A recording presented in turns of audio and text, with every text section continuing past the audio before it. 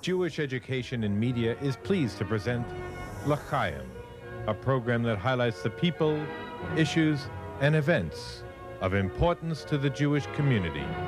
Now here is your host, Rabbi Mark Golub.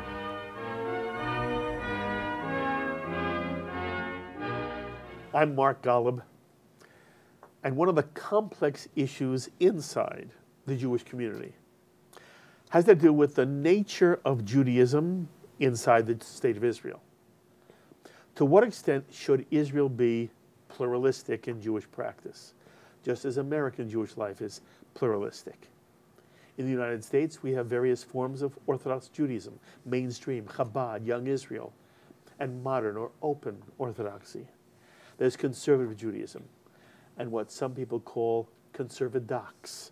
For conservative congregations that tend to be more traditional, or Orthodox congregations which tend to lean towards the liberal. There's Reform Judaism, Reconstructionist Judaism. There are Chavurot, and an array of experimental Jewish communities. And in America, the overall Jewish community treats all of them as legitimate expressions of Jewish life. There are still some Orthodox rabbis who will not engage with non-Orthodox rabbis. And Orthodox Judaism certainly has issues with non-Orthodox conversions and converts. But in the main, the Jewish community considers Jews of all movements to be Jewish.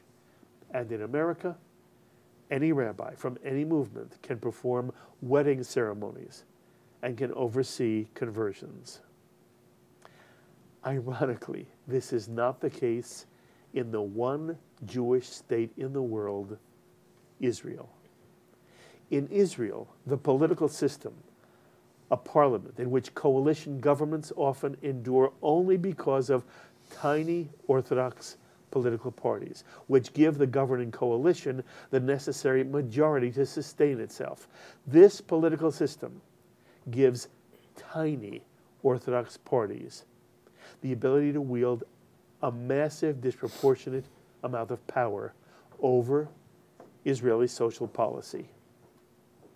The office of the Orthodox Chief Rabbinate in Israel is a very powerful institution.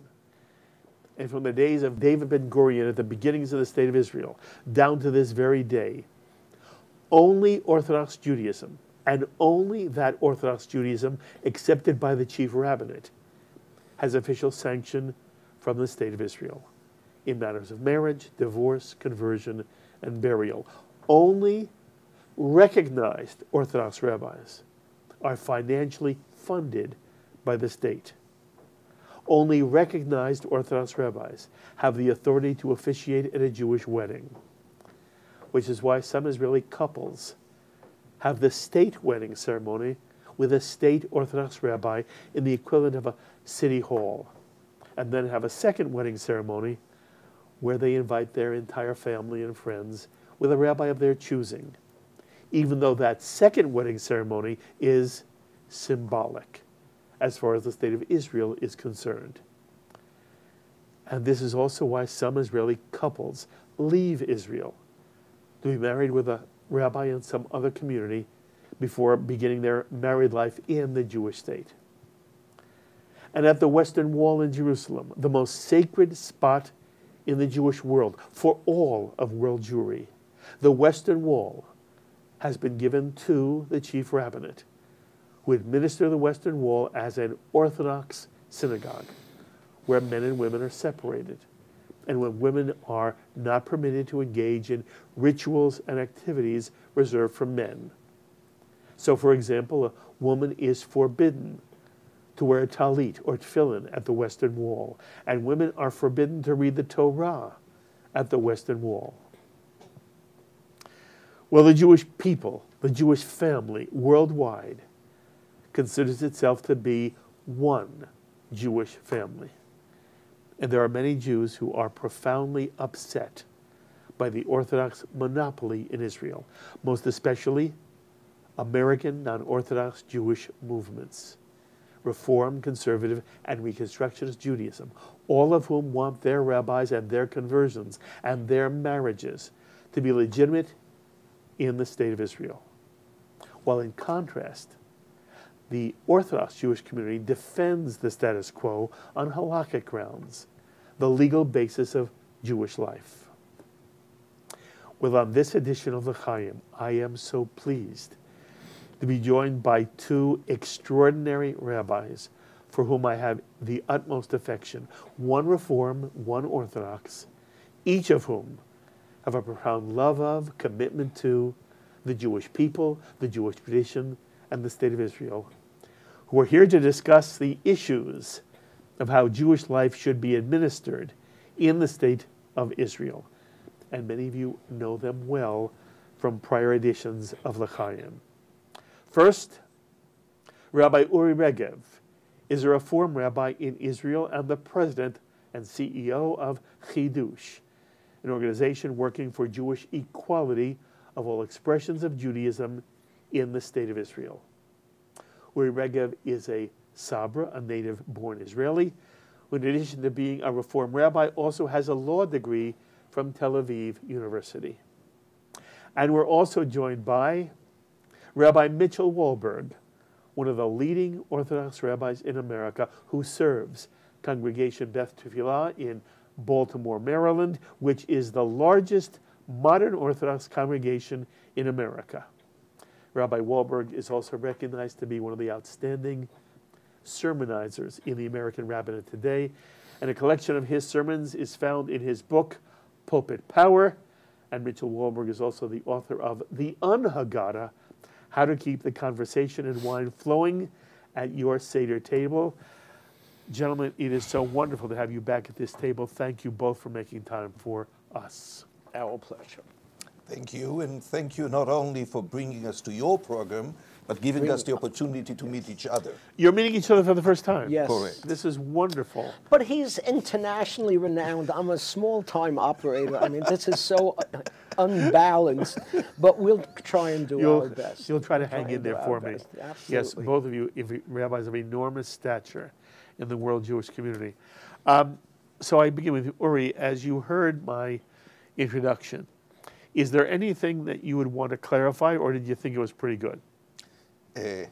I wouldn't dare saying it wasn't pretty good. It's okay. Yeah. No, it was pretty good. But I think that the main thing that you did not allude to is that you described the facts. But these facts result with growing resentment, not just on the part of non-Orthodox Judaism here, but on the part of Israelis. And one of the things that Hiddush does regularly is polling public opinion in Israel. And what you find is across the board, including now more and more modern Orthodox, who object to the state of affairs on religion and state, who support the founding principles of the state of Israel, namely freedom of religion and conscience and equality, who support freedom of marriage, who support equality of the streams, etc., etc. And I think we need to keep that in mind in understanding how right you were to point the blame to politics. That's not the will of Israelis, and that's not the vision of Israel. It's all about politics. What's your thought as you hear that description? I have to agree in large part. I really do. America has shown where separation of church and state can lead a country, and it's led us to be the greatest democracy on earth. There is no separation of church and state in Israel, and there are reasons for that. But unfortunately, it has brought out the worst in the religious life of the community, not the best. I think it has to be put into a certain perspective. Judaism is really unique. Jewish people are unique. We are a nation, we are a religion, and we are also a country. I don't know if that could be said of any other group. For 2,000 years, we had to learn how to get along as a religion and as a nation. 70 years ago, this state came into existence, and all of a sudden, the whole apple cart is upset and has to be relooked. It seemed at first that there was some sort of a compromise position that was established between David Ben-Gurion and the rabbis, and where religious life was kept in its area and political life in its own. That's not still true? That's not still true. Give me an example of where religious life is different now than it was when David Ben-Gurion made the deal with the Orthodox. First of all, you have so many religious parties now. Give me an example. There's in real life. In real life? In real life. In real life, it goes by parties that's electing who, and other criteria, who is electing who the chief rabbi is. That was always true. No, but there weren't that many religious parties, especially ultra-Orthodox parties, Shas and Aguda and Degel HaTorah, and all of All they've done is split the same number. No. I want to know. Bad news, Mark. Okay. The number keeps growing. Oh, are you saying to me that there's a greater representation in the Knesset now of Orthodox Jews than there used to be? There's no question about that. Okay. And No, but not only in numbers, but proportionately as well. Remember, originally, the Aguda was a very small party, and they were the religious Zionists. The religious Zionists of then, and my father happened to have been the president of the religious Zionists of America, they look to have their religious needs taken care of in terms of the yeshivot, in terms of kashrut. But there was no imposing that on the collective populace of Israel. Mm-hmm. That's no longer the case. Now we're living with religion by compulsion. And if there's one way Give me an example. I know of no example where any Israeli is compulsed to do anything. What do you mean? Well, give me an example. Kashrut. In kashrut. Where you mean? Are you telling me that there's a single Israeli family that some rabbi comes in and tells them to have a kosher home? No, but there are many Israeli families that would like to go to restaurants that don't necessarily have the te'udah from the chief rabbinate. And aside from the fact that they don't have the te'udah from the chief rabbinate, the chief rabbinate is elected in large part by people who don't recognize the te'udah from the chief rabbinate. I don't understand the practical problem. You're an Israeli family. You don't observe kashrut either in your home or out of your home. Doesn't matter. You leave the house. You want to go to a restaurant and have something that is treif. Or you have something that's treif. Okay. Can you eat treif in Israel? Me? No. Can one? Sure they can. Sure. Okay. Can they eat beef that's not kashered? Yes. What's the problem? The problem is that a standard is being set that is not accepted by a large majority of the Jews in Israel. The non-Orthodox and the ultra-Orthodox don't accept the standard. And it's being set by a chief rabbinate that is elected by people who don't accept the validity of the chief rabbinate. Okay. There's a difference between compulsion. Just a minute. You're making me sound like Ori Regev. There's a difference between compulsion and a system which is established, and I don't disagree. My whole open was to set this up. In Israel at the moment, social life has a certain Orthodox cast to it in certain ways. Try getting married. There's no compulsion, though. It's a terrible word to use. Sure, there is compulsion. Where are you compulsed to do anything? If you want to have a marriage that is recognized by the state and that is considered a Jewish marriage, you have to do it with the rabbi that is assigned by the Rabbanut. Unless you want to leave. Unless you want to leave. That's not compulsion. I mentioned that. Or the Israeli couple that wanted to get married in Israel and wanted to have me officiate. Okay, and you're not, by the way, you're not recognized. I don't know if I am or if I I'm know not. You're not, but listen to me, Mitchell. That's the exact same thing from the time that Ben-Gurion made the deal. From the time Ben-Gurion made the deal, you could not be married outside the rabbinate. Excuse me. That's not so, Mark. I officiated at numerous weddings in Israel. What year? 1980s, 1990s. It's only now It's only now that for me to be approved, I have to have some ultra-Orthodox rabbi in Baltimore write a letter certifying that I'm kosher. You're right. You're absolutely right. Let me tell you something, Mark. Let me give you a little bit of history. We had a wonderful Reform rabbi in Baltimore, Murray Saltzman. He was a wonderful gentleman. Yes. Murray calls me one day. This goes back some years. His son, who is serving in the army in Israel and living on a kibbutz, wants to get married, and he needs to have a letter certifying that he's Jewish. And Murray, he's a Reform rabbi, he can't write the letter. That's so correct. he calls upon me to write the letter. Right. So first of all, here's this kid giving his life for the country, and he needs me to certify that he is Jewish. And I said to myself then, if they don't trust Murray, there'll come a day when they don't trust me. And that day actually has come. Rabbi Avi Weiss, Rabbi right. Haskell Luxtin, Even Gedalia Shlomo Schwartz. Riskin in Israel. Sure. Yes. This is, by the way, this is the problem. To me, it has to do with how do you structure Jewish life. The one thing I guess I am sensitive to is there are people who've never been to Israel. And they're going to be hearing us. And the one thing I don't ever want to convey to anyone is that if you're a non-Orthodox Jew and you get off a plane, that somehow your life is going to be, you're going to be persecuted, discriminated, that you're going to experience some kind of negativity because you're non-Orthodox. In Israel, you get off a plane, except in very specific circumstances. There's no distinction made in Jewish life in Israel between an Orthodox Jew and a non-Orthodox Jew who comes from America. Well, let me say to this the following. I think, I can't say most because I don't know that, to many Jews in Israel and to many Jews in America, the issues that we're discussing here are not real issues. And to the person who's going to Israel, of course, Mark, they come off the plane. It's a Jew coming home, and nobody is asking Orthodox, conservative, or Reform.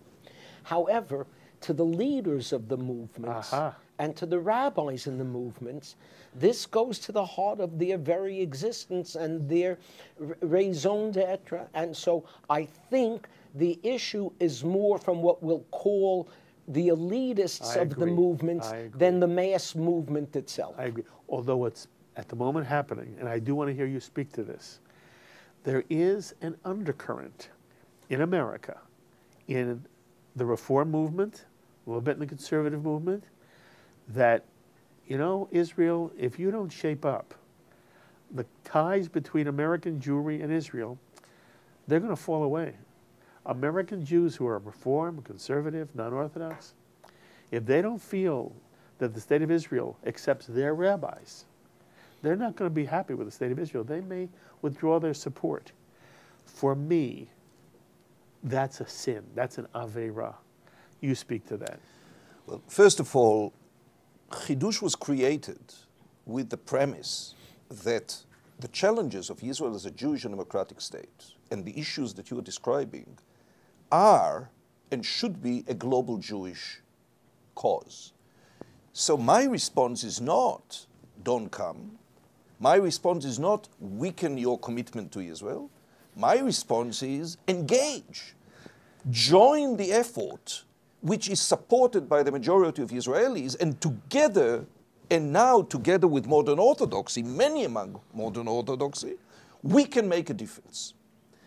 So I am very concerned about what you say, and I think that we need to be aware of the fact that programs like Birthright and Masa are a shot in the arm of infusion, not just of love and interest in Israel, but love and interest in Judaism. So we are in agreement here, but let's not minimize the problem and the potential consequences. Okay, I don't think I minimize it. Incidentally, I want to pick up on something you asked. It's the one other issue. I sort of want to get it off the table before I ask you about some of the specific issues that I think need to be discussed. And it's interesting, Mitchell, that people are going to be hearing you as an Orthodox rabbi take the positions that I assume you'll take, but we'll see. Israel is a democracy. There's an arrogance in the American Jewish community. You'll tell me if you agree with me. There's an arrogance among American Jews who think that when it comes to the Israeli-Palestinian conflict, they know better for Israel than Israel do. That they should tell Israel how to make peace, or what policies they should have, or what the Israeli settlement policy be, or who the prime minister should be. And my own instinct is that while we have a right to any opinion and every opinion, and we also have a right with humility to express it, the overarching responsibility of the American Jew, the Jew outside of Haaretz, is to respect the integrity of the Israeli people. The Israeli people have ultimately both the challenge and the right to deal with every aspect of their life, whether it's the Israeli-Palestinian conflict or whether it's the structure of Judaism in Israel. And while I want to be encouraging of the positions that you take, I am a non-Orthodox rabbi. I would certainly like to be able to marry someone in Israel if they asked me to. I recognize the reality. For me personally, I recognize when I go into Mea Sharim, there's a certain way you comport yourself because of Minhag HaMakom, and Mea Sharim is a ultra-Orthodox community. If a woman goes into Mea Sharim, she should cover herself in a way she might not do so in Tel Aviv or even in the ordinary streets of Jerusalem. But ultimately, when it comes to Judaism in Israel, I have the exact same feeling. Things will change in Israel, not when Reformed Jews in America want it to change, but when somehow we're able to participate in the Israeli people's move to open up pluralism in Israel. Until then, it is an American aberration which doesn't speak to the Israeli soul. And when you tell me the majority of Israelis are against right now the status quo, then one obvious question is, how is it possible that the system exists the way it exists? Why isn't it that at some point the Israeli people don't demand of the Israeli government that it move to a system more like America, where you don't have a coalition in a parliament, not a parliamentary system, but a system of president, not prime minister, and therefore the majority has a much greater influence. Part of my problem is that I don't think this is an issue which grabs Israelis, the vast majority of Israelis, who if you ask them, does this bother me? Yeah, it bothers me. On a scale of 1 to 10, oh, it's a 2. How many Israelis do we speak to who say the following? I would never go into I don't ever go into a synagogue, but if I did, I would go into an Orthodox, because the Orthodox is real, and the non-Orthodox is sort of like a joke. Well, until the majority of Israelis want there to be Reform Judaism recognized by the State of Israel, it won't happen. And nobody in America who's worried about their typewriters and their institutions should be telling Israel what to do. No one. Mark, you spoke about so many things. Right. I know. Much of it I agree with, much of it I don't. It's the part you don't agree with. And it's not that I don't agree. You just are outdated. The time when the average Israeli said the synagogue I don't go to has to be Orthodox is gone. The time that the majority of Israelis felt that Reform, conservative, are foreign imports is gone.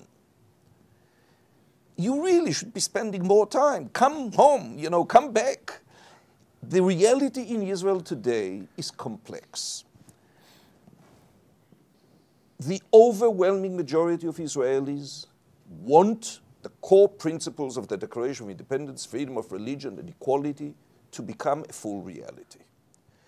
Mitchell described it right. When you have a coalition of 61 members of the Knesset, or now 66, every one of the members of Aguda, or United Torah Judaism, and Shas can topple the government, and they exact their price in platinum. Absolutely. If you call that democracy, we have a difference of opinion. Excuse me. You Yes. may not like their No. position. No, it's absolutely democracy. No. Absolutely. No. Well, that's parliamentary democracy. You don't like it? Too bad. It's Mark, democracy. Mark, It's democracy. Mark, let me tell you. This is a topic that we'll probably not be able to hammer properly today, but let me tell you.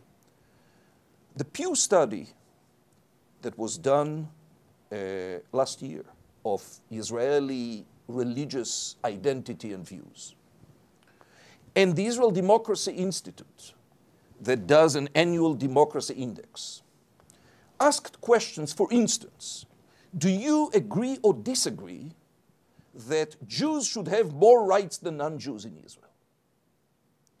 Do you agree or disagree that Arabs should be expelled from Israel? Questions along these lines. And I can tell you that there is an alarming percentage of Israelis that agree. And I can tell you worse. In these studies, when you look at the breakdown, the majority of those who define themselves as Orthodox agree. If tomorrow, by a parliamentary democratic measure, these positions were to become laws, and there is a real fear that that may happen, namely Jews would have preferential rights as citizens compared to Israeli citizens who are Arabs, or measures to expel, or at some point there was the issue of, well, never mind, I won't add additional elements. Would you still look at me with straight face and say, that's a democracy? I want to say two things. First of all, I want it said clearly. I do not believe that the state of Israel is about to create a law in which non-Jews will have any less citizenship than Jews. And the fact that you would even say that suggests to some of our viewers this could be of course a reality. It could. It could not. What do you mean? There are discussions now about taking in the Palestinians, except denying them the right to vote. Number two. They sit on the Supreme Court, the Arabs, Muslims, Palestinians. Yes. They sit in the Knesset. Yes. So you're going to tell me that Israel is now going to say that they're second-class citizens? And let me tell you something else. What you describe is true, but you are not aware of the undercurrent of those who challenge it. So let me tell you something. This is an undercurrent that comes from spending 70 years of your life constantly being attacked and constantly being compared to monkeys and constantly hearing people call for your destruction. There is a natural reaction to that. But let me tell you another natural reaction. When Sadat came to Jerusalem, all of the natural reactions changed. Mitchell, and so all of these things are capable of changing as well. I'm willing to accept it. I'm willing to accept it. But then I have to answer the second point. But if something which I believe is not conceivable to me, which you're worried about, yes, I am. If it happened in a democratic forum, I'm sorry. It's still democracy. It's democracy in Great Britain. It's democracy in Israel. That's the democracy Israel has chosen. You don't like the result, it doesn't make it undemocratic. There is a debate among scholars as to how does one define democracy. There is what's referred to as a thin democracy, namely one person, one vote, and elections that can change governments. There is a more substantive definition of democracy that sees the connection between democracy and civil liberties. And a regime that does not respect civil liberties is a faulty democracy. But that's a different issue. What I'm saying is, continuing what Mitchell was referring to before, Israel is the only Western democracy in the world that denies its citizens the right to marry. In the way they want to. No. 350,000 Russian Olim cannot marry in Israel because their mother is not Jewish. Cannot marry, period. There is no way that they can legally marry. A reform convert, the child of a reform or a conservative convert, and frankly, a convert of Rabbi Avi Weiss, modern Orthodox, would not be able to legally marry in Israel. You have touched on something I think is an enormous problem confronting the state of Israel and world Jewry. But let me make just one additional point to go back to what you asked initially and to add, it's wrong to view it as a reform versus Orthodox or reform concerns vis-a-vis Israel. The issue is much greater. The issue involves women's rights and gender equality. The issue involves an assault on the legitimacy of the state of Israel as a Jewish and democratic state.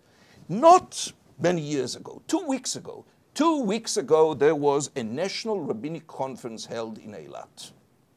Chief Rabbi Yosef spoke, addressed that national gathering, and said, rabbis, you should warn your constituencies, you should warn the public to bring their disputes only to rabbinic courts, because the civil courts, they admit testimony of women, which is against the Torah.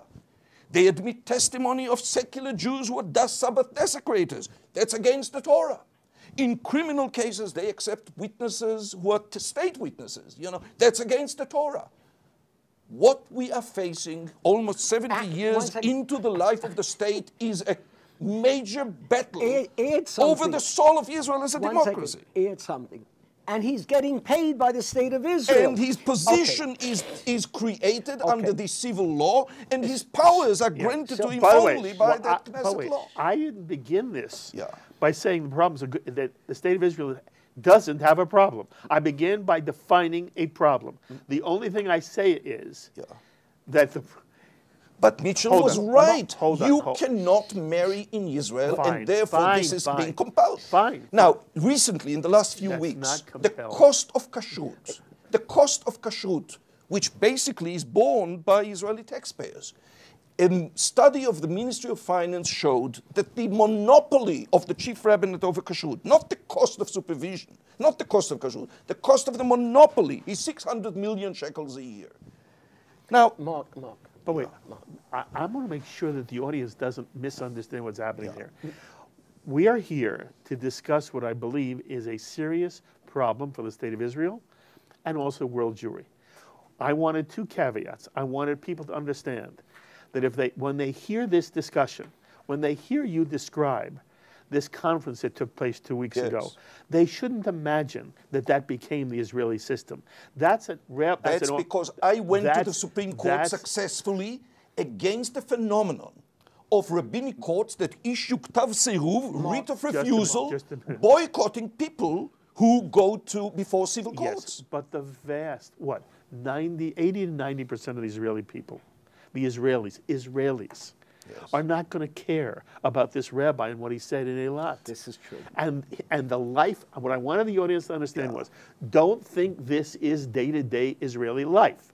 You go to Israel, it is basically, by the way, it is much more of a secular state with a Jewish mood than it is a Torah state.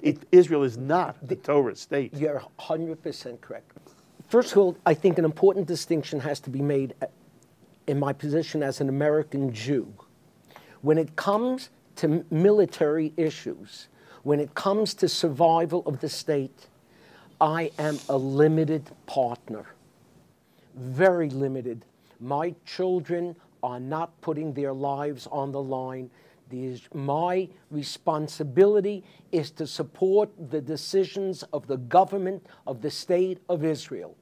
And I've practiced that when it was labor, and I've practiced it when it was Likud, and I feel that 100%. When it comes to religious issues, there I'm more of a partner because the decisions that are being made are having an effect, as Uri has pointed out, on American Jewry as well. So let me tell you, in terms of American Jewry and religious issues, I think certain things really have to be put onto the table that aren't very comfortable. To many Israelis, not just Orthodox, to many Israelis, and forgive me for phrasing like this, the concept of a lesbian woman rabbi driving to shul on Yom Kippur after she has eaten a ham sandwich, now admittedly, a worst case scenario, can't relate to it. absolutely can't relate to that. My closest friends in Israel, closest friends, are as secular as they come. When it comes time for a bris, you go to the Orthodox rabbi and you have a bris. When it comes time to Purim, you celebrate Purim, and so on and so forth. As you've described it. They can't relate. Is that the typical pluralism state of affairs? No, but that's a way that it can be. Why choose an extreme example in order to gauge because the Israelis' openness to a rich rainbow of Because Jewish you options? chose the extreme example of the chief rabbi. rabbi. That's an extreme example? The chief rabbi of Israel is an extreme example? Unfortunately, listen, the chief rabbi of Israel, this is going to ruin any possibility of my converts or marriages will ever be accepted, is a disgrace. You've said that before on JBS. Oh, then let me say it. It's an extreme disgrace. I like to have a new perspective. First, start with the simplest view of it. The two chief rabbis have something in common. One's Ashkenazic, one's Sephardic, but they do have something in common. Both their fathers were chief rabbis. Of all the rabbis in Israel, the only ones they could find were the sons of chief rabbis. It's a farce, and everybody knows it. This is business, this is politics, this is anything but religion. There's no question in my mind about that. But as forcefully as I can make that statement, I owe it to myself to make that statement on how Reform Judaism can be perceived. And let me take it one step further in terms of American Jewry and their view towards Israel and distancing themselves from Israel. It's not the Orthodox community that's doing it. I mean, I go to Israel 2-3 times a year. That plane is filled with birthright and Orthodox Jews who don't want to sit next to my wife. Okay?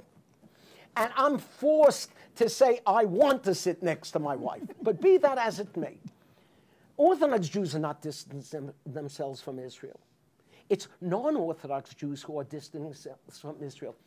But they're distancing themselves from Judaism. If 71% of the marriages is an intermarriage, let's be realistic about it. That means half that family is not Jewish, and the odds of the children being raised Jewishly are definitely going against the Jewish people. And that family is not as apt to make the contribution to their Jewish federation that two Jews together would be making. Let's not kid ourselves about it. They're not just distancing themselves from Israel, they're distancing themselves from Judaism. And most within the non-Orthodox community are of what we will call of the liberal persuasion. Now, don't get me wrong, some of my best friends are liberals. But the liberal view of Israel that is presented on college campuses is not very positive. And the reality is a tank facing a Palestinian child does not create the best image. So this creates a whole political infrastructure amongst American Jews that is causing a division amongst Israel. But the Israelis don't give a damn about that. They care about their kids. They care about their security. They care about their day-to-day life. And that's where we have the divide. Well, first of all, I really don't feel that the discussion of American Jewry is where my expertise lies, and I think that everyone will agree that American Jewry faces a challenge when it comes to developing a meaningful, attractive face of contemporary Judaism that will speak to the community in the same way that it spoke in previous generations. So I agree on that. Now, what role does Israel play in this regard? And I fear that Israel plays a mixed role. On the one hand, we said before, Birthright, Massa, and other programs like that provide an amazing immersion, not just in pro-Israel and pro-Zionism, but in pro-Judaism. On the other hand, imagine a Israel which were true to the founding vision of our tradition, a vision that's rooted in the Declaration of Independence. The State of Israel will be based upon the precepts of liberty, justice, and peace as taught by the Hebrew prophets. Imagine if Isaiah and Micah and Jeremiah and Amos came to life in the Knesset debates, and the vision of Israel's prophets as to how do we engage in concerns and challenges of justice, of interpersonal relations, were to become the voice and the face of Israel vis-a-vis contemporary Judaism. I believe that we would all be looking at Israel with tremendous pride, not just in terms of its military achievements and scientific achievements and agricultural achievements, but its Jewish achievements. You know, I hear all the time this notion about prophetic Judaism. And as opposed to, by the way, rabbinic Judaism. Early Reform Judaism rejected rabbinic Judaism for prophetic Judaism. I want to point out to you. I'm quoting the Declaration of Independence, not Pittsburgh platform. I want to point out to you that the prophets would probably have had a biblical perspective on what the Jewish state should be. And a biblical perspective was very clear. Mm-hmm. There was a ger toshav, mm-hmm. who should be given every social, civil, legal, economic, mm-hmm. educational, health right, mm-hmm. but never citizenship. And the state of Israel decided it was, just let me finish, and then I'm happy to listen to you. I told you he's the trouble. The state of Israel made a decision. I don't know in retrospect whether it was the right decision. It said that although we are going to create a Jewish state for the Jewish people, which is what the League of Nations mandated and which the United Nations affirmed, there was going to be a Jewish state for the Jewish people. The Jews said, the Israelis said, we want a state that is democratic in a larger sense. We want to say anybody who wants to be a citizen of Israel, whether they're Jewish or not, is welcome, welcome. And the Jewish world, we celebrate that. But it's created problems which we did not anticipate, which David Ben-Gurion did not anticipate. I don't know if it was the right decision. What I do know is that if the prophets came back to life, they would probably be shocked that the Jewish state doesn't say to the non-Jew, you will not be persecuted. You'll have every right. You'll have every social, legal, all the rights. Understand, you can have citizenship anytime you want.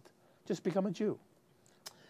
Mark, I want to tell you. Tell me how the prophets would not say that. I'll just say one sentence, and that is, this is, by definition, a case of anachronism. If they were to come to life today, they would not abandon their core moral commitment, but would they still continue to view women as ineligible for testimony, as in a marriage relationship the extended arm of the husband, and anything the wife earns belongs to her husband?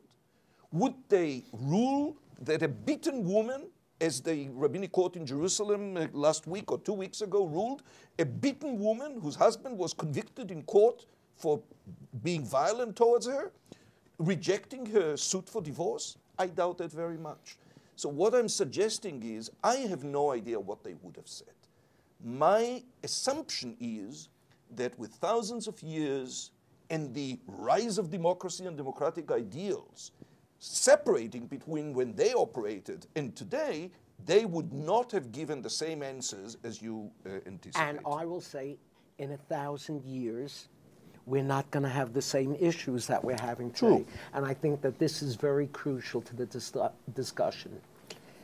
Uri's description of a prophetic Judaism, I certainly can relate to. I mean, there's a reason why we read the Haftorah on Yom Kippur that is telling us to keep in mind the prophetic vision. here in America, this is already a democracy, and this has been around for a while. Have we resolved all of these issues? Have we resolved the issues in regard to women, in regard to immigrants, and in regard to strangers, and in regard to people of a different color? And we're 250 years old. Israel is 70 years old, living in the worst neighborhood in the world. When the United States was 70 years old, do you know that we were chasing Indians out west? We didn't even have a civil war yet. That was still to come. The fact that there hasn't been a civil war in Israel is incredible, is amazing. Look at the other countries that came into existence 70 years ago. India, Pakistan, countries in Africa. None of them compare in any which way, on any level, socially, educationally, religiously, democratically, to what Israel has established. We're not living up to the ideal. Yes, we haven't lost the vision. The vision is there. And it gives us something to aspire to. And it's going to take a while until we can reach that point. And yes, there's going to have to be changes. The fact of the matter is, Mark, from my perspective, the issue of the Arab acceptance of the Jewish state is the crucial issue, because when you spoke about how the Knesset is made up, that's never going to change until there's peace. Then you can have the Labor and the Likud and the others will work together, where the minor parties aren't going to have the power that they have. But right now, when there is this kind of pressure on a country, having to literally fight for its survival, that's issue number one. Issue number two are the social issues that affect a country like this. Then first comes, I have time to worry about who's going to be the Masada Kiddush and who's going to officiate at the wedding. So I'll be stuck with this old rabbi with a beard. Who cares? We are much closer than the audience may. No, I think the audience gets it. But you were very close. You're very close. I have a reputation to maintain. Please be but careful. A reality in which the majority of the children growing up in the Jewish community today would be told, and are being told by the Israel, you will not have an equal seat at the Israeli table. You would be second-class citizens. I'm sorry, who's being told that? The majority of the children growing up in the Jewish community in America today would be told, you respond to our invitation to come to Israel, please realize you will not be able to legally marry in Israel. That is a dangerous message. But the bottom line is, if anything, history has shown us that those children aren't moving to Israel under any circumstance. Well, that's not where Aliyah is coming from. I mean, let's be realistic. That if we close our eyes to this reality, namely Israel Jewishly rejects the majority of the Jewish community in America. Not only that. No, that's not a fact. But it is a fact. You're fearful that No, it is a fact. No. It's a fact in the sense that Reform and conservative conversions are not fully recognized. The Knesset just passed a bill at the demand of Rabbi Gafni that the mikvaot that are state-paid and state-operated will be closed to Reform and conservative. Okay, but you're not suggesting the average Israeli looks at the non-Orthodox American Jew and doesn't think he's Jewish. No, I want to make that very clear. If we put the focus of the discussion of religion and state in Israel on the status of Reform and conservative, we are making a grave mistake. This is a marginal issue, relatively speaking. I'm sorry, say it again. What's the marginal issue? Thinking that the debate over religion and state in Israel and the concern over religious freedom and equality in Israel is primarily about Reform and conservative. Very good. What is it? What is the primary issue? Let me give you just a few examples. First and foremost, you know, we ran a poll couple months ago where we said there are a number of key conflicts over religion and state today in Israel. Which do you consider to be the most important? Which do you consider to be the second most important? Very good. Let's hear. We listed 5. Yep. The prayer arrangements at the Western Wall, at the Kotel. Issues involving... When you'll give us the 5, can we tell you which one we think is the highest? Sure. Okay.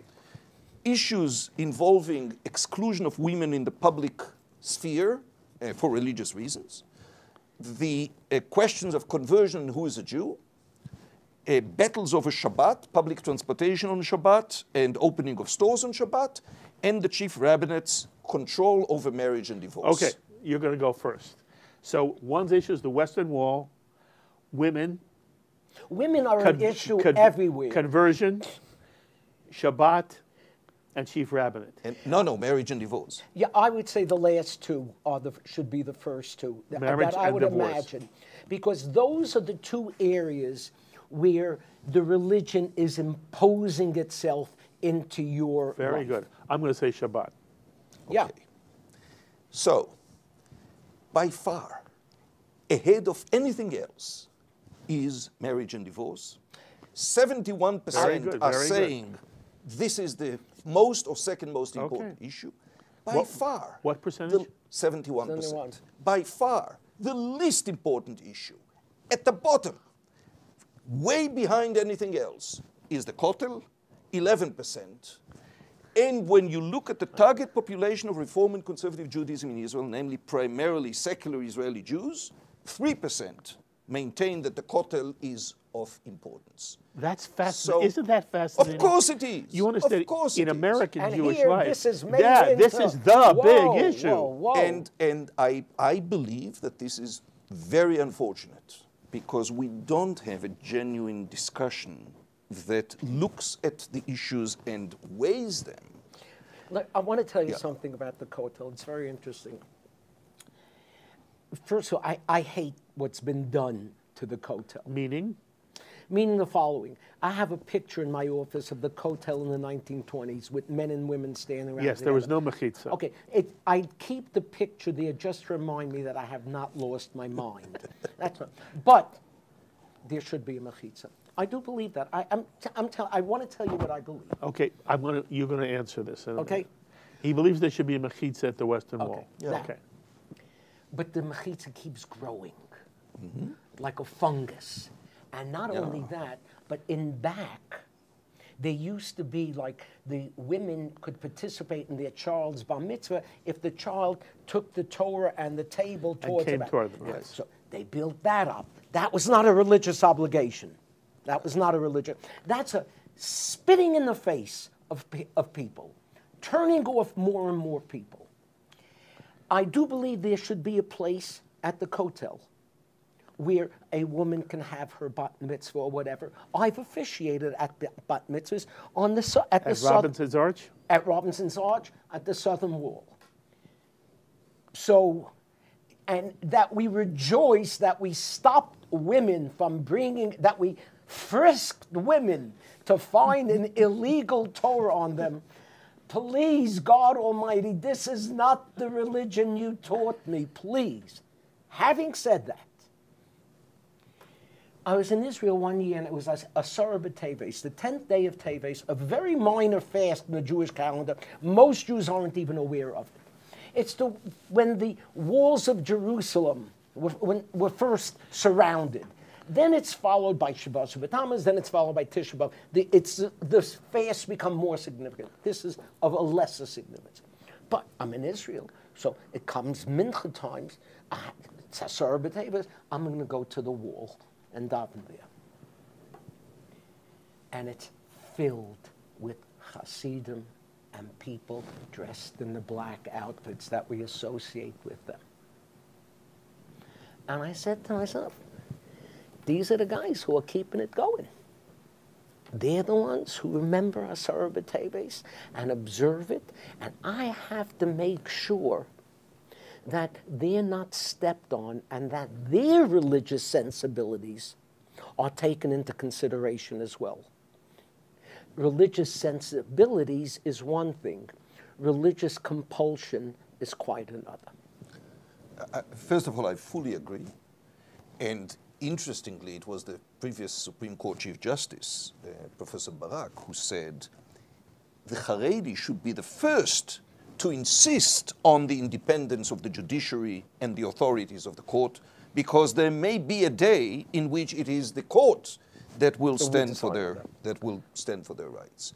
So I agree with the distinction between having to acknowledge the rights of others with whom you do not share a religious belief or practice, and the issue of compulsion.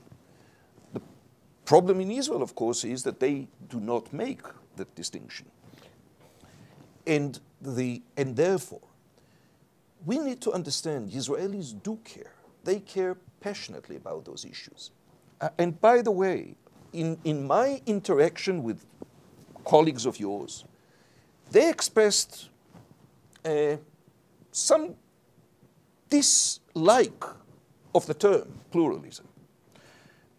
And they said, if you want to embrace modern orthodoxy, you should consider not using it, because pluralism to them often means relativism.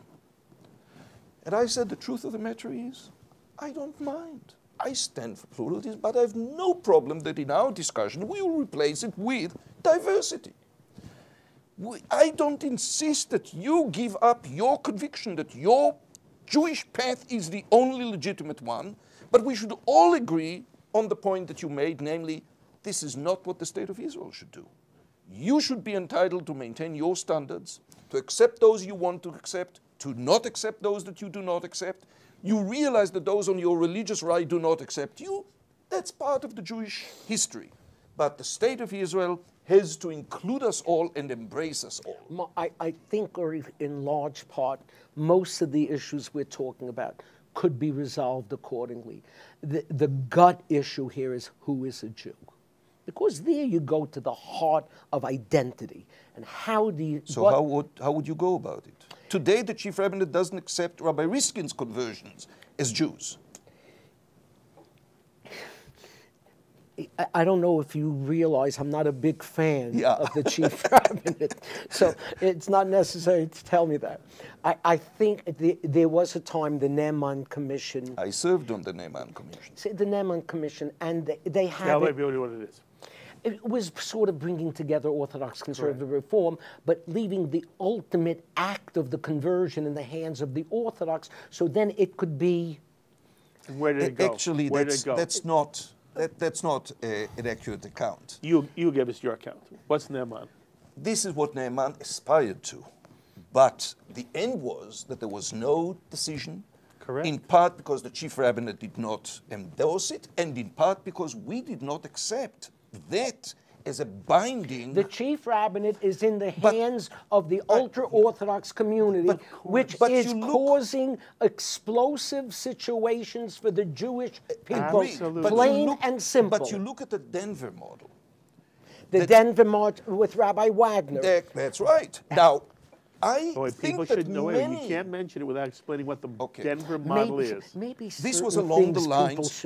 No, this is along this the is along lines... that a conservative reform rabbi would teach and educate the convert, but the actual act of conversion would be officiated at by an Orthodox rabbi, so it would be an Orthodox conversion. And did the conservative and reform rabbis accept that? Yes, they did, if I remember. Of course they did. Of course they did. Of course they did, because the further understanding was that they all agreed on minimal requirements. Welcome to the real world. Every Orthodox most Orthodox rabbis have severe arthritic pain because they're forced to constantly be looking over their shoulders. To the right. To the right. Okay, I'm blessed to be in a situation where I don't have to do that, where I can look straight ahead and say, how do I understand halacha? How should it be practiced? And what is in the best interest of my community? I do that fully knowing. And whenever I officiate at a conversion, I tell the convert, I want you to know now what this piece of paper means. This piece of paper means I accept you as a Jew. It does not speak for anybody else, because that's the world in which we live. But I can't allow that to stop me from converting a person who wants to be converted and wants to establish a Jewish family. I agree. And that's the Jewish reality. The State of Israel cannot decide that one group is legitimate and everybody else is not. So to say... Oh, do you agree with that? In theory, I agree What do you with mean it. in theory? Because the American Medical Association, they have a standard for who's a doctor. And everybody's got to meet a certain standard. Okay, here we've gotten to the nub of it, don't we? The bottom line is there is still within Orthodoxy the idea that the standard is the Orthodox standard. Absolutely. Yes. That's, by the way, the core of the issue. It's a question of how can we incorporate more people into that Orthodox standard. That is the Orthodox. By the way, that's the most honest thing an Orthodox rabbi can say. And you're dealing here with as open-minded yes, and liberal. Exactly. And yet he still says in the and this is the Orthodox perspective. Either I follow halacha, I don't follow halacha. I can interpret it, I can stretch it just so far. Okay, but and Uri's asking you, to what extent should the state of Israel be bound by halacha? I'm telling you, Mark, on this specific issue of who is a Jew, yes. unless you make it that a person is a citizen of Israel because they're an Israeli. But right now it's because they're a Jew. And I don't know how to handle this. Okay. Because so I also know I don't like a situation where the Knesset with its Arab members are voting on what defines a Jew. I mean, I realize that this is a farce. It's a farce. Ludicrous. But you understand, here is the problem. You're sitting with as open an Orthodox rabbi as I could bring to this discussion. And bottom line, he says to you, when it comes to who is a Jew, and this has ramifications for so many of the issues that we're discussing here. It involves how a person marries. It involves how a person is divorced. He is saying, when push comes to shove, bottom line, it's got to be halachic. And there are many Jews worldwide who appreciate halakha in a theoretical sense, but don't want their lives governed by halakha. Thank God, the Rabbinate and the religious politicians have become so extreme that they now penalize modern Orthodox rabbis as much as they did Reform or Conservative. And therefore, you find more and more modern Orthodox rabbis and intellectuals and leaders who now say what they did not say 20 years ago, who now say it's either freedom for all or ultimately there's going to be freedom I'll take for you none. one step further. Wait a minute. Yes. Are you saying to me that what Uri just described is what you've experienced? There are more Orthodox rabbis who feel the way I do than they're prepared to admit to. And By the I'll way, take you a you step further. feel that halakha must ultimately govern. That's how you feel. Uri has just said to you, because Israel has now taken a position where even a rabbi like you, an Orthodox rabbi like you, your conversions will not be accepted in the state of Israel. Because of that, just a minute. I don't know if that's just necessarily a minute. so. Because of that, Uri is saying there are more and more modern Orthodox rabbis like you who are saying we have to redefine how the state of Israel works. I'm asking you, have you found that to be true? I would say there are more. I don't know if it's more and more. There may be a few more. Yeah. Yeah, I don't hear that or read that You don't hear in the it Jewish community here in because America. you can't say it and keep your bona fides as an Orthodox Well, you rabbi. can't say it. I'm in a very, very different position. Very different. No, I have a life contract. Okay, so you could say it. I You can could, say but it. you're not. But no, I can't say that I'm not going to abide by halacha. But I want to let you in on a little secret that's not a secret. More and more people in the ultra-Orthodox community see that what they're pushing for is ridiculous and just can't rebel against it because this is your lifestyle. You become part of the community. Read the blogs. Meet the people. So why don't you, as a modern Orthodox rabbi, say to Uri Regev, yeah, you know, I, as an example of a modern liberal Orthodox rabbi, want to support your view of what Judaism should be in Israel?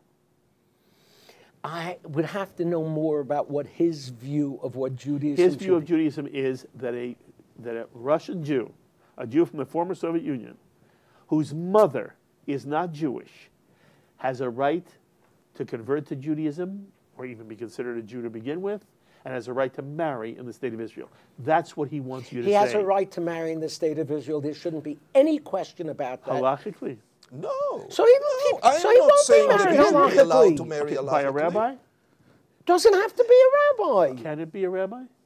If he Listen, finds the a rabbi American- that wants the to do American- it, the by all American means. system Okay, just a is that minute. rabbis- Follow rabbis through. officiate And the at state civil of Israel ceremony. will accept that wedding. Should accept that wedding as two people who got married. It should be it's a a legal, civil It marriage. should be a legal wedding in Israel. No question in my Okay, mind. that's what Uri wants Orthodox rabbis to say in America. I agree on that one. Okay? And So- Uri I'll so give let- you so that let me- one. but let me You tell give you- me the who is a Jew. Let me tell you what I do give you. So in advocating for civil marriage and divorce in Israel, my position and that of my colleagues who advocate with me on that is you need to make the choice at the time of the marriage. You choose to marry in the rabbinate. If there is a need for get, for dissolution of the marriage, you do it halachically. You can't jump. You can't start out by a rabbinic marriage and then divorce civilly and Right. open up for mamzerut. I- If you choose civil marriage, then the path can lead you to a civil divorce if the marriage does not work out, and you don't have to see the inside of a rabbinic He court. is stating halacha. correct. Yeah. And, Correct. and the, He is stating yeah. halacha.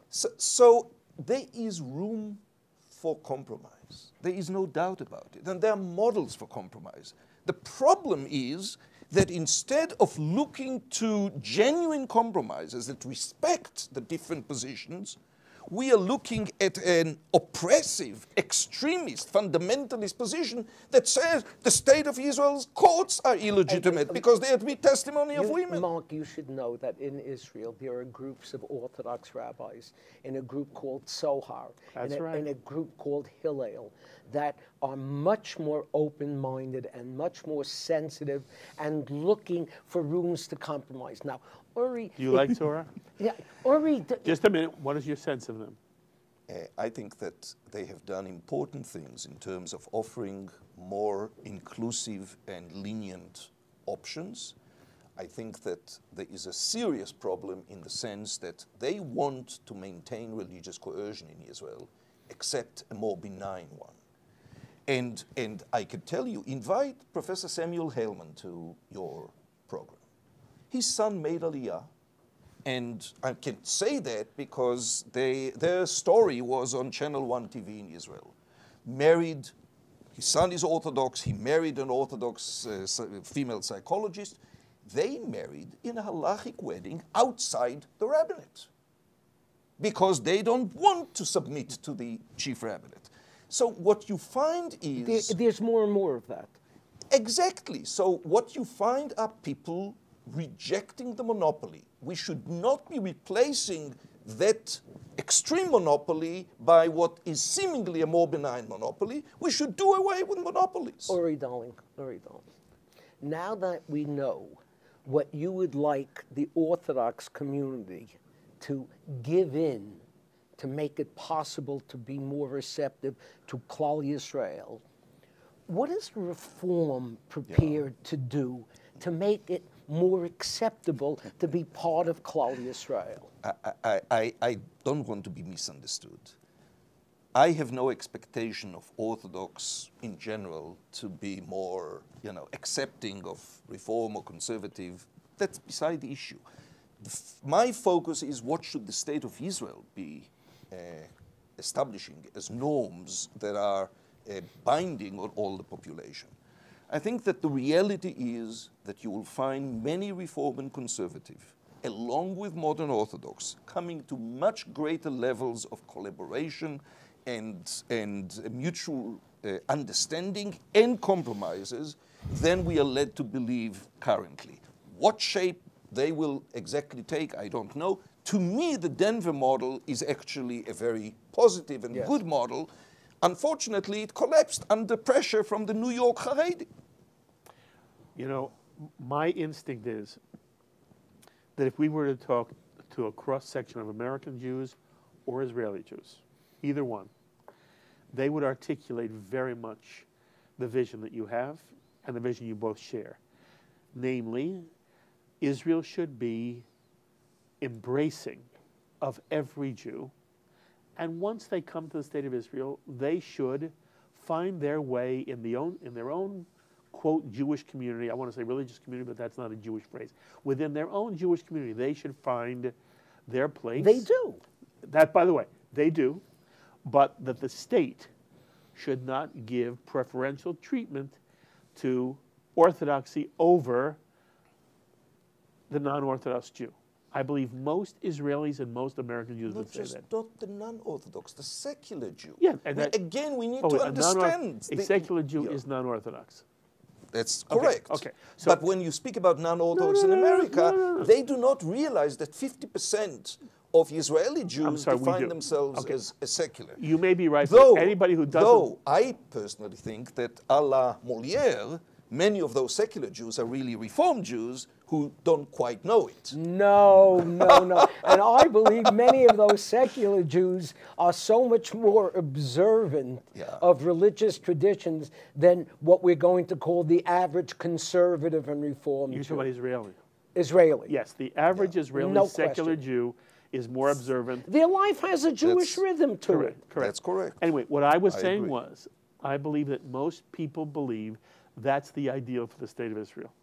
Mm-hmm. At the same time, the problem that we all face, and you find it very well, is that there is a political system which gives a venal piece of Orthodox establishment the ability to control what happens in Jewish life.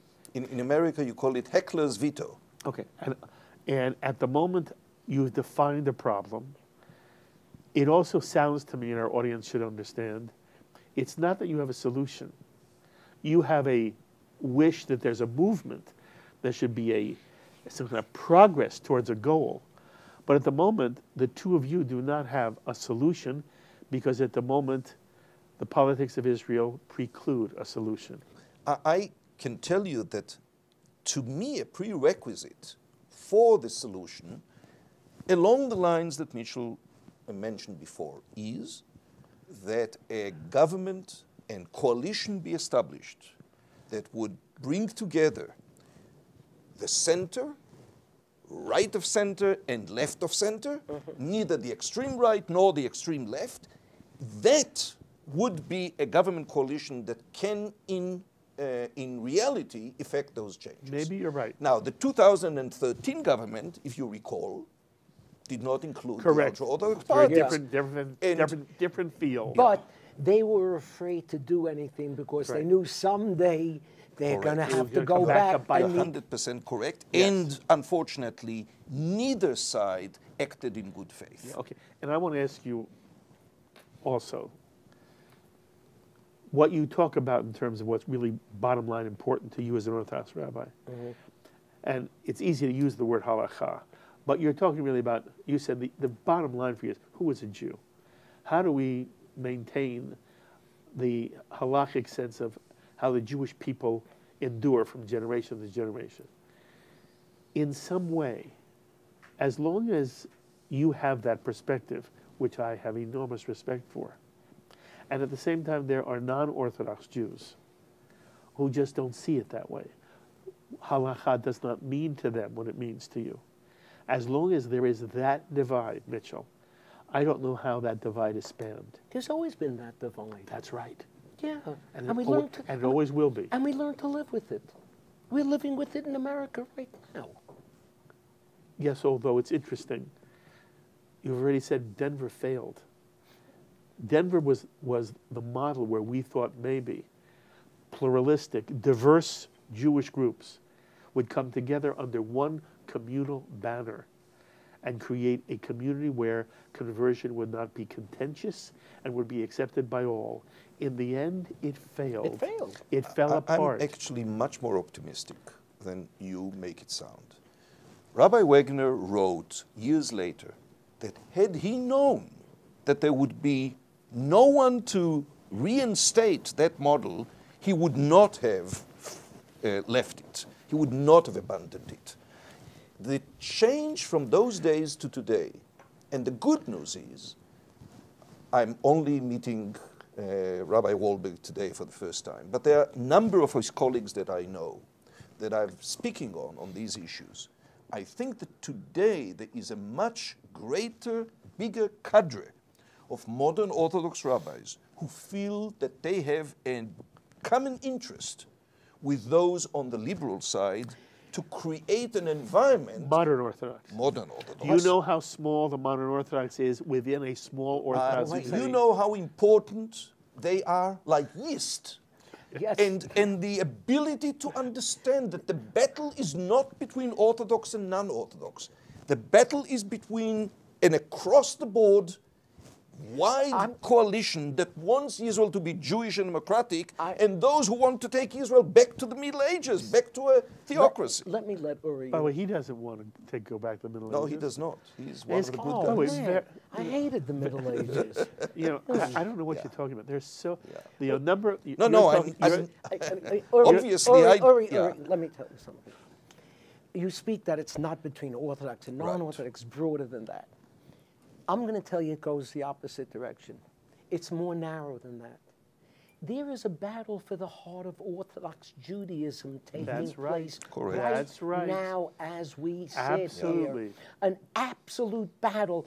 People like myself are being written out of Orthodoxy. That's right. Open Orthodoxy is not Orthodoxy. We never had this, Mark. I want you to know that. That's not right. Back to the centrists. Well, Ada went out of being. It was exactly the same story. Rabbi said that Israel is the act of Satan. Rabbi Kook said Israel is the act of the Messiah. Nobody wrote the other one out. Hasidim to this day won't use the same slaughtering knife that others will use. Nobody says they're not kosher. But now we're dealing with an army of God's watchmen and God's Cossacks who are about to write off anybody who does not see things exactly the way they do, which is why many modern Orthodox rabbis don't want to say anything, because they do need the approval and acceptance of the more right-wing. Yeah. Do they? Sure they do. Why do they? They do it because first of all, because of their own congregants. And secondly, because you don't want to feel that you're less religious than the next one. I noticed something. The Jewish Action, that's the Orthodox Union's magazine, came out with their Pesach edition. And so they have different rabbis working for the Orthodox Union giving a Dvar Torah on one of the 15 steps of the Pesach Seder. All 15 rabbis have beards. Yeah. My father didn't have a beard. He was a rabbi in Borough Park, Brooklyn. I don't have a beard. What's your point? The point is, it's moved to the right. To the right. Absolutely. It's moved to the right more and more.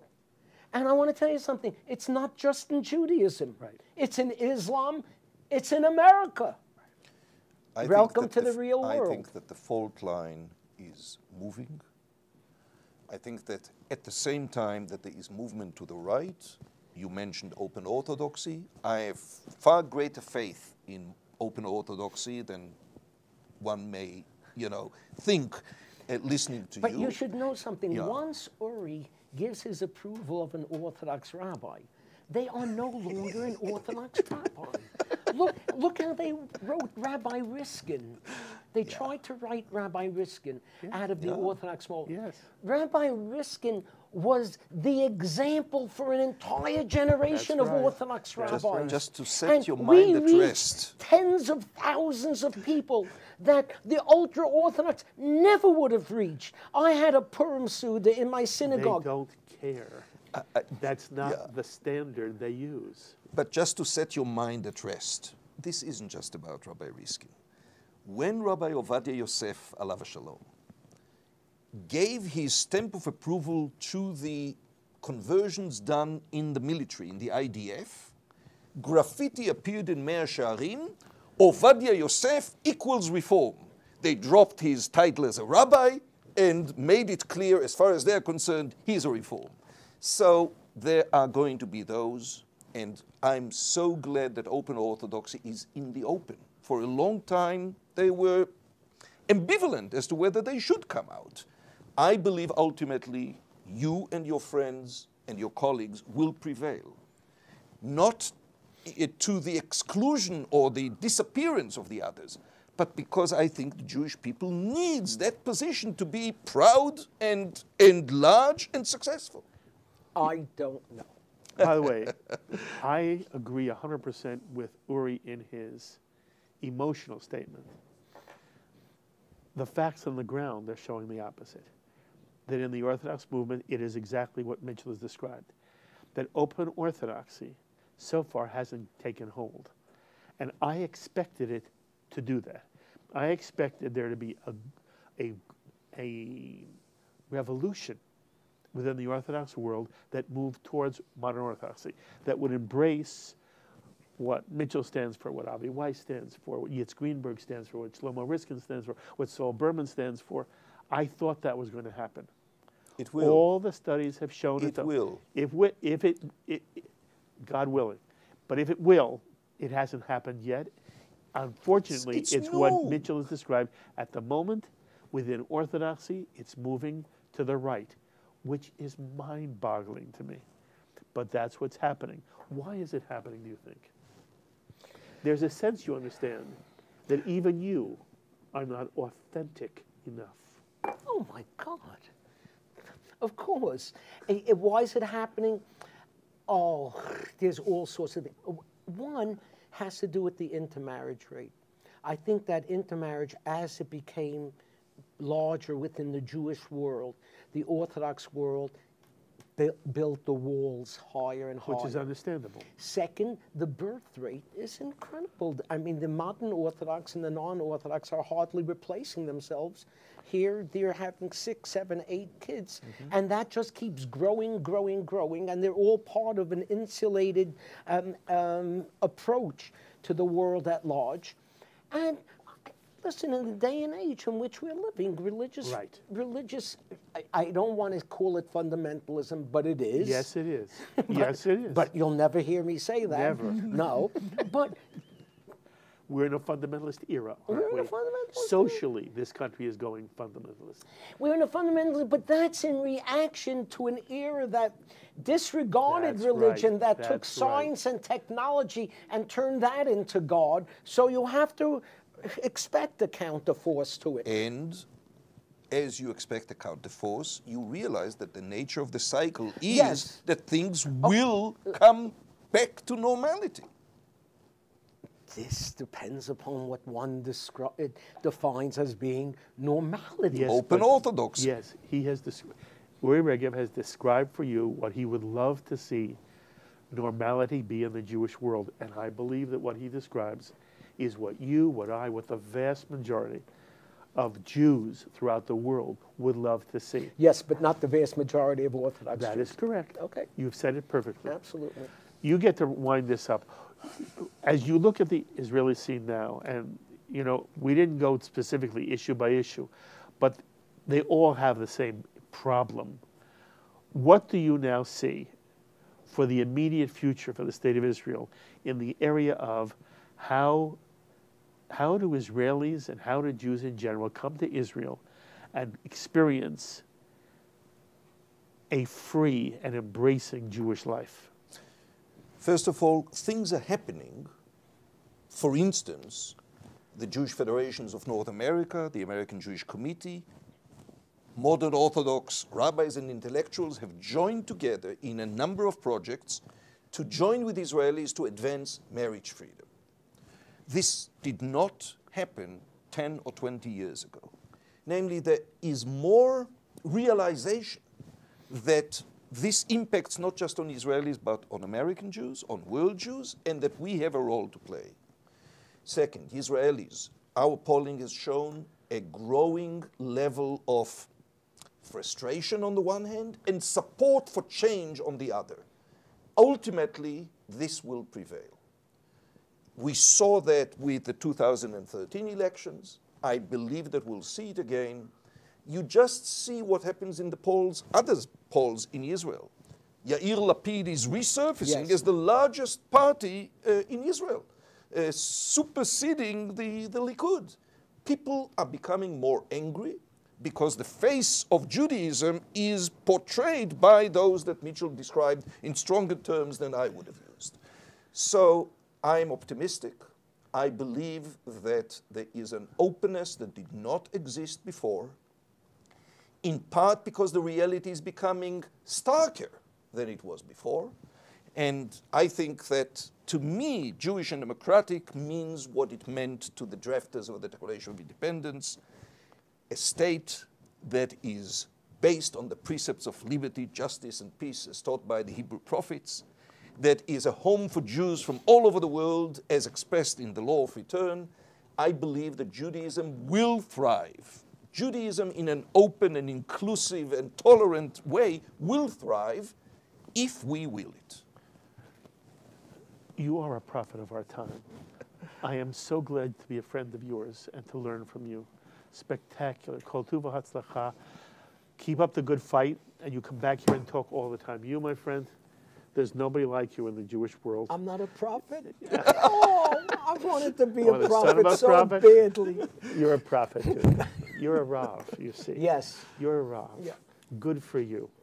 And what you're doing is out of this world. Thanks and a lot, you give me time.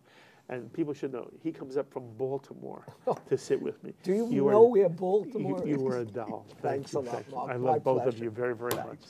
There you have it, the thoughts of Rabbi Uri Regev, President and CEO of Hiddush, an organization in Israel working for Jewish equality of all expressions of Judaism. And Rabbi Mitchell Wohlberg, who serves Congregation Beth Tfiloh in Baltimore, Maryland, and again, one of the leading rabbinic lights on the American Jewish scene. I hope you've enjoyed hearing all of us bat these ideas around. As always, I invite you to be in touch with me with any thoughts or comments you may have to any of the things any of us said. Please email me, write me, post on our Facebook wall, or tweet me. I look forward to hearing from many of you. Until the next time, I'm Mark Golub. L'chaim, my friends, to life.